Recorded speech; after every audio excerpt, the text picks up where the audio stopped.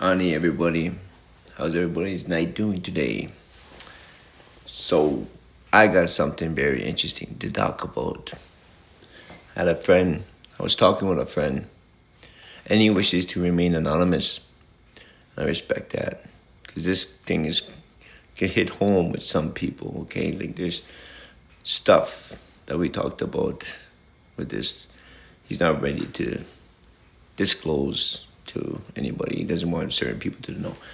That's all I'm going to say about that. However, this is a topic that I think about all the time. Life after death.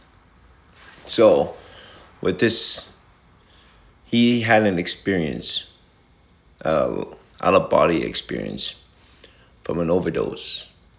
Yeah. He OD'd one day, and then he was alone in his basement. And then he said he woke up like out of his body. He didn't realize what was going on at first or something like that. And he was pacing around his body. He saw his body. He said he was trying to wake himself up. He's trying to wake himself up. Then he said that was the most thing that he remembered doing during this time. So I asked him, I'm like, well, did you observe anything? Did you look around? Like, were you able to go outside? And that was the thing too. He said that he wasn't able to leave the basement. He looked out the windows and everything was black for as far as he could see. He said he saw everything black, but he wasn't able to leave that area. He was stuck in that basement. And he believes that if he didn't come to or wake up, that was his death and that was where he was going to be for all eternity. He said it felt shameful, like it was going to be a shameful death, self-inflicted, so to speak.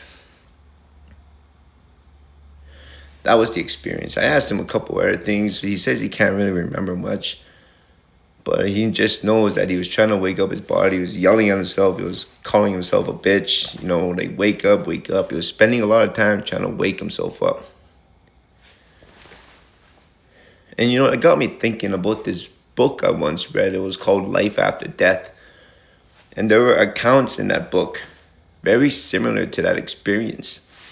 I've also heard, like on TikTok and other social media platforms, that there are other experiences like very similar to that, Very, very similar to that. Like people just wake up and they have no idea what's going on.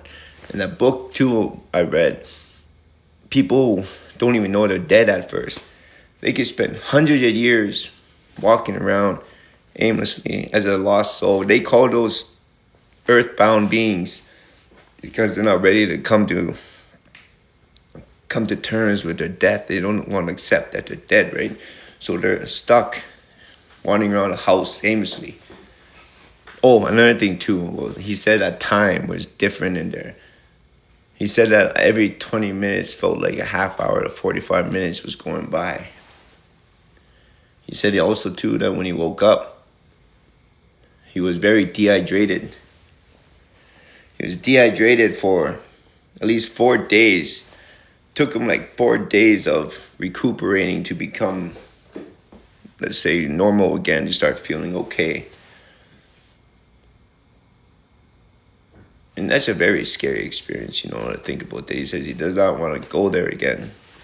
So, because we started talking about life after death, and I told him, it's like, I always wondered if there's something after, and I'm like, there's got to be. And then he's like, oh, yeah, there's something after. He's like, I know there is. And that's when he told me all about what happened. Now, I don't know if it was a temporary out-of-body experience into the astral projection world. I know there are practices where you can leave your body and go to other dimensions. I don't know how true that is. I've never done it. I tried. I read up on it. I learned different techniques, but it just doesn't work for me, man. I think you have to unlock something in your mind or something like that, but I've heard different accounts too, like from family members that have OD'd. I had a cousin told me that my grandma and grandfather came and told him that it wasn't his time yet. And I've heard that too. People coming to them and saying, it's not your time. You got to go back. But him, he was in the basement. Everything was like kind of, I don't know. It was just he was just pacing around. That was the most thing that he remembered, was pacing around his body, trying to wake him up, trying to wake himself up.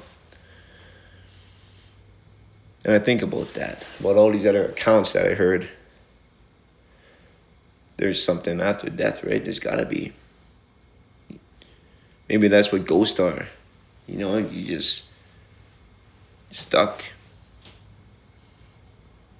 Now, if that's true, you think about all those people that OD'd. Could they be stuck there? Or could they have moved on? I guess it depends on what kind of life you had, too. Everything must be different for everybody. But if it's not, I don't know, maybe it's worth going to those places and putting down some tobacco to help their spirits move on.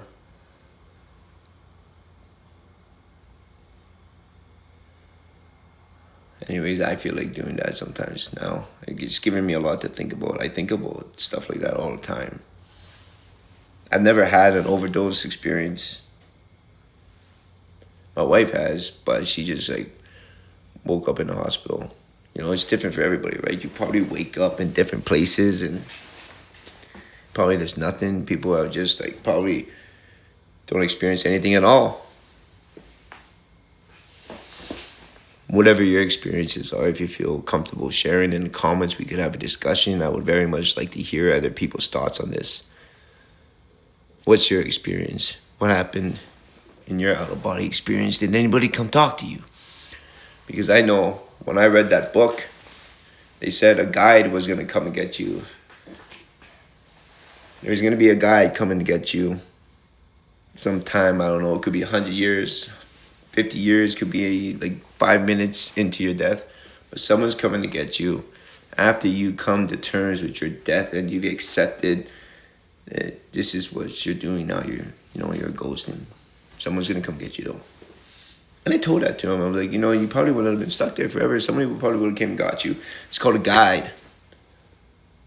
But if you think about stuff like that, man, where does that put heaven and hell in religion, right? Nothing. What if everything is all wrong? What if it's just a astral world after with limitless places to go? Like the further and what's that called? Insidious, something like that. I don't know. Whatever's out there after, man. I think what you do in this world matters the most. So just always try to do the right thing. Oh yeah, I just wanted to put it out there too, that this friend of mine has no reason to lie to me. We're good friends. I've known him for some time, and he's not that kind of guy to lie about something like that. And I believe him. I'm a believer. Man, there's no reason to lie. No reason to lie. Thanks for listening, everybody. Good night.